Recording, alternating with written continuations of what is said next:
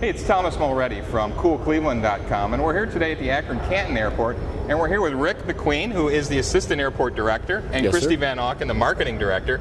Thank you guys for taking time out and allowing us into your airport today to talk about this fabulous big expansion you guys just announced, $110 million. Tell me about this. I mean, where does a mid-sized regional airport like Akron-Canton get away with a huge expansion? That's a massive number. Hey, it is. It's really cool. And what it's about is Northeast Ohio growth.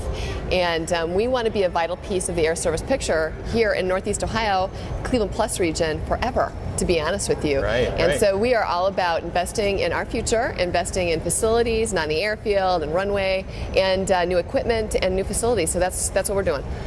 Rick, you guys just went through a $60 million upgrade here. Is that right? What did you just get done doing here? Well, we extended our north-south runway. We increased this beautiful terminal that you have on camera right now. We added 3 new gates, new baggage claim area, new access to the airport.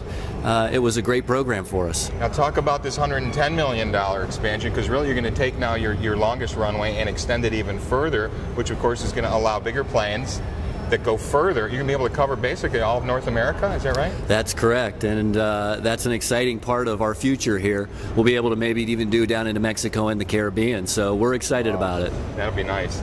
Now, talk about some of the economic aspects, Kristie, as you did, because it's not just the gates and runway here. You've also worked with the city of Green here, which is where the airport's located, to develop an industrial park. Absolutely. We're working with the city of Green on the Port Green Industrial Park, over 200 acres, and we think we can attract at least 1,000 jobs there. Wow. And just imagine what that means for Northeast Ohio. And what we're doing is we're building on the success of our CAK International Business Park, which we also partnered with the city of Green on, and we've got over 1,000 jobs there, $46 million in payroll out of that park. So yeah, it's really neat, and it's just adding on to the excitement that's already happening here in the region. Right. Some of the advantages here, I think, are the fact that the size that you are, and the fact that the wait time is less, the parking is so much closer. But you're also adding more parking, right, for your airplanes and for your auto parking? Yeah, we're actually doing both. We have 12 overnight flights that stay here right now.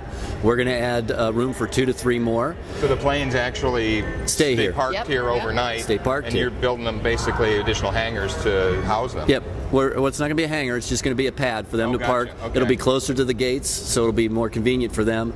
We're also looking at car parking, because obviously if we continue to grow, we're going to have more cars to park, so we'll be prepared for them.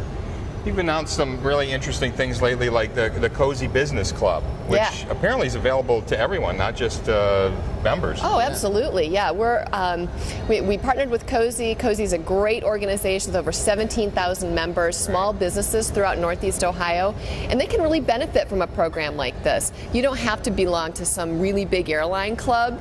You can still come into our Cozy Business Club. We have free Wi-Fi, we have printers, we have fax machines. Just a great place to relax before you start your trip, and we are all about that, making sure that you have a stress-free trip out of the Akron-Canton Airport. That's fabulous. Talk about a little bit of where the money comes from, Rick, because that's probably in your area there. Yes, it is. I was surprised to see that so much of this came really from the federal government. Yes, there's actually an airport improvement program, and we will get dollars through that to help pay for this. There's also a passenger facility charge, which we have here at the airport to also pay for these capital improvements. Our goal here is to pay for all of this without having to increase our rates to the air carriers, so that we can continue to be a low-cost airport for our airlines. Now, you guys have grown tremendously in terms of passenger growth over the past, say, since 2000. I believe you're the second fastest growing airport in the country, is that right? Absolutely. From 2000 to 2006, we were the second fastest growing airport in the country according to the US DOT statistics. So this isn't just us saying this.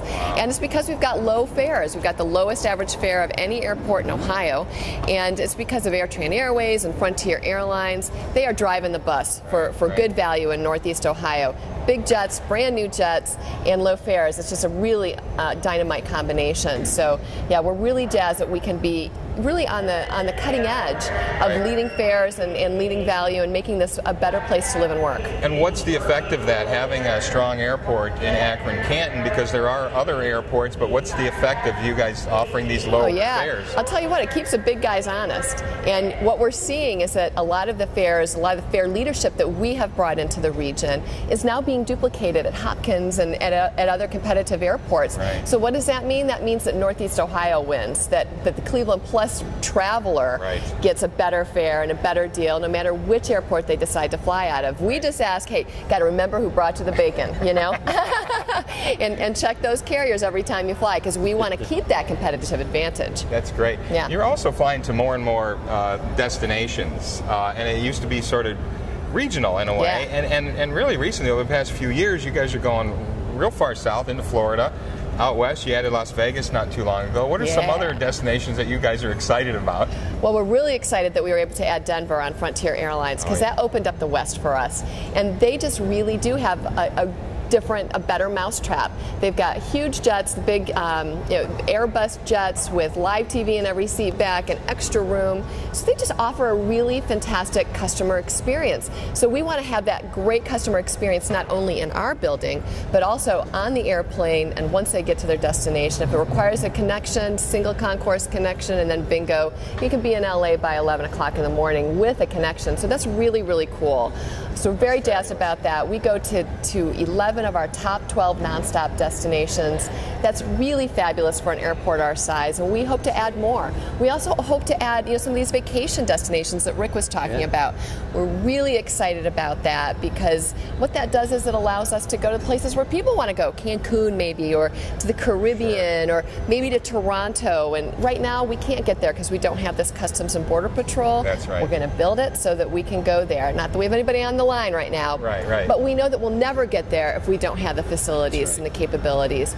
Longer runway, Customs and Border Patrol will allow us to add those types of services from here. Well, good for you. You know, everybody's very proud and appreciative that you're making this investment. Congratulations on the great news. Thank you. We'll stay in touch. Thanks, Thomas.